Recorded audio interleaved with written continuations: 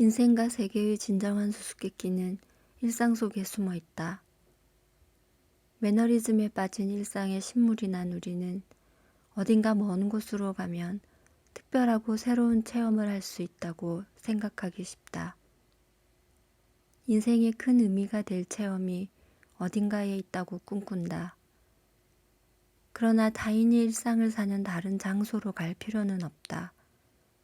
진정한 수수께끼는 우리의 일상 속에 가득 채워져 있기에.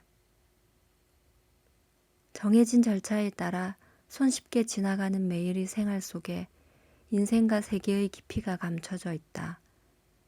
그것을 깨달았을 때 우리의 일상은 완연히 달라지고 모든 것이 새로워진다.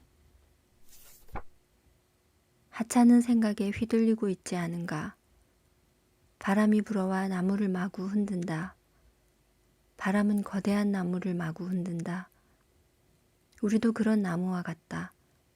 아무래도 좋은 생각에, 하찮은 생각에, 별 볼 일 없는 생각에 마음이 마구 흔들린다. 우리가 제시해야 할 것은 논리적으로 옳은 답이 아니라 현실에 통용되는 답이다. 왕이 공주에게 말했다. 벌거벗지 말고 또 옷을 입었다고 말할 수도 없는 모습으로 다시 이곳에 오너라. 현명한 공주는 어렵고 억지스러운 문제에 답했다. 물고기 잡을 때 사용하는 그물을 온몸에 두르고 왕 앞에 나타난 것이다. 일상에서 우리가 부딪히는 문제도 이런 동화 속의 문제와 같다. 그러나 정답은 어디에 숨어 있는 게 아니다. 상대가 답으로 인정할 수밖에 없는 것을 내놓으면 그게 답이 된다. 논리적으로 옳은 답을 요구하는 것이 아니라 언제든 현실에 통용되는 답을 원하는 것이다. 할 말이 없기에 침묵한다고 생각해서는 안 된다. 미주알 고주알 뭐든 말로 표현할 수 있는 것은 아니다. 말은 언제나 어떤 형태가 있는 것을 모방할 수 있을 뿐이다. 현실의 일에 적절한 말을 부여하는 것. 그런 식으로밖에는 표현할 수 없다. 비록 현실 그곳에 있어도 적절한 말을 가져올 수 없다면 그저 입을 꾹 다물고 있을 수밖에 없지 않은가. 따라서 누군가의 침묵을 두고 할 말이 없다는 증거로 생각해서는 안 된다. 말로 간단히 표현할 수 없는 것들이 많기 때문인지 모른다. 언어를 혁신하면 세계도 달라진다. 이렇게 썩어빠진 현재 상황을 일격에 깨부수고 싶다면 옛 세계의 작별을 고하고 새로운 세계의 문을 열고 싶다면 자신이 보고 듣는 말의 내용을 바꿔라.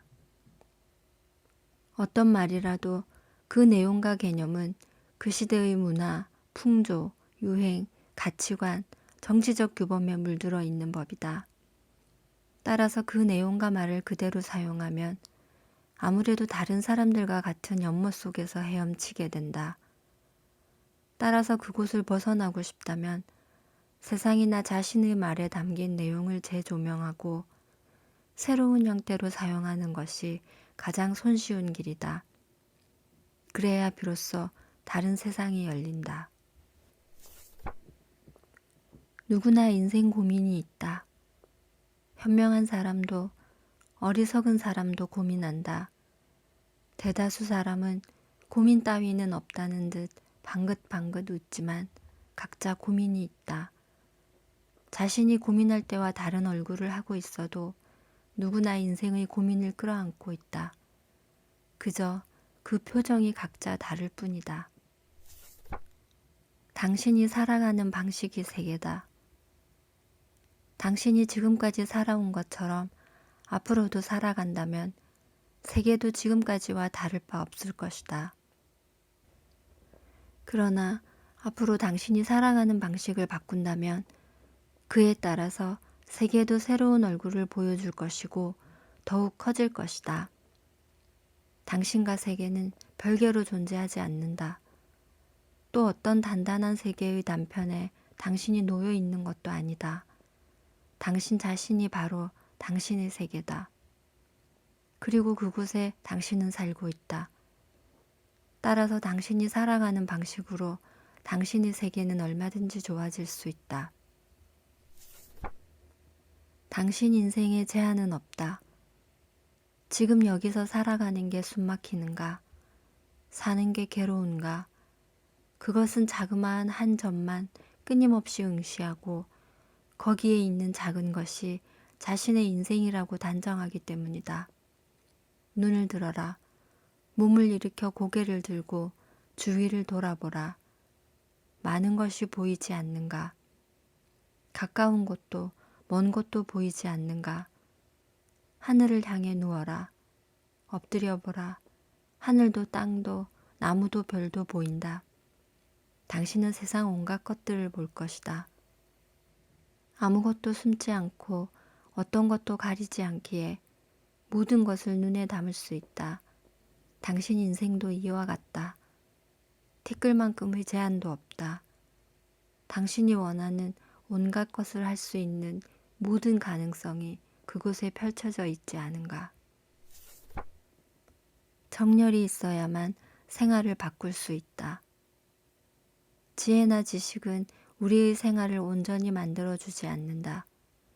왜냐하면 완성된 지혜나 지식은 차갑기 때문이다. 우리의 생활을 바꿀 힘을 가진 건 그건 차가운 것이 아니라 부글부글 끓어오르는 정열이다.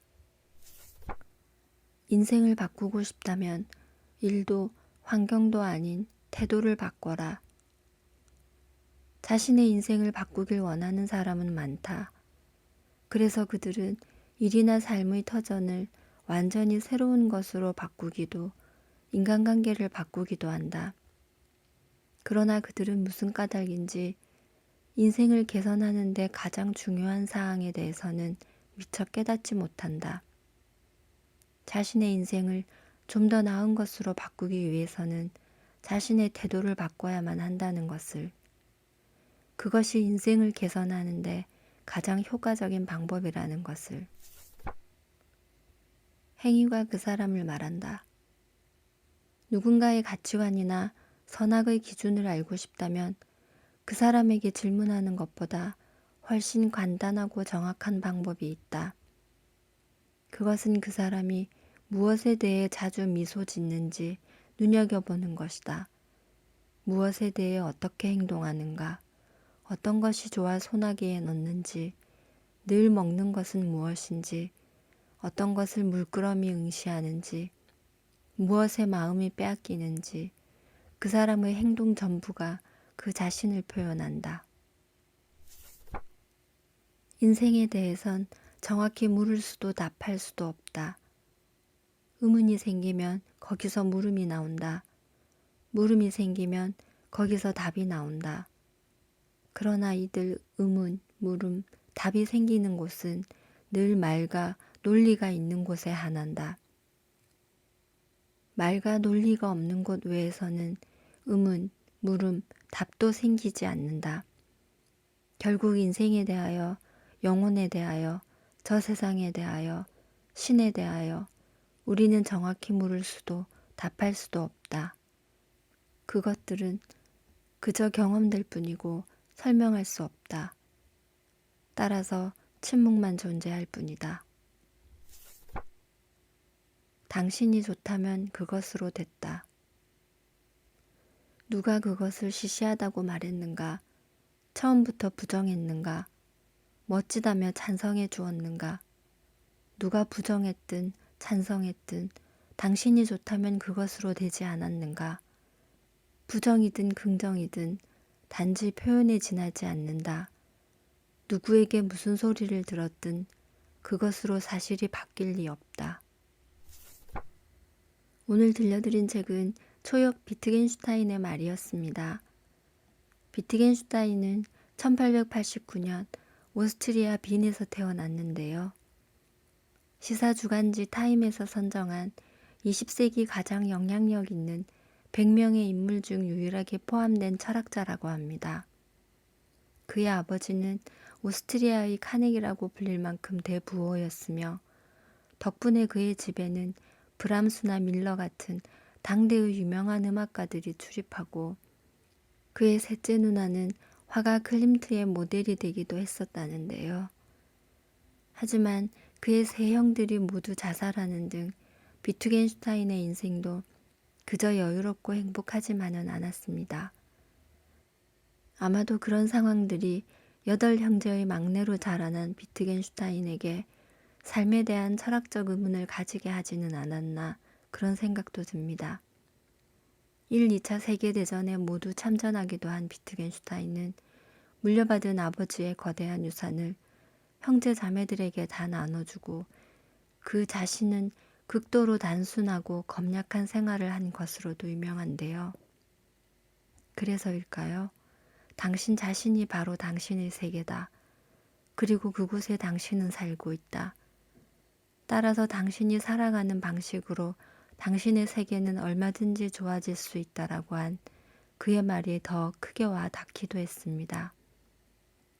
여러분은 천재 철학자라 불리는 비트겐슈타인의 말에서 어떤 느낌을 받으셨나요? 오늘 낭독은 이만 마치도록 하겠습니다. 감사합니다.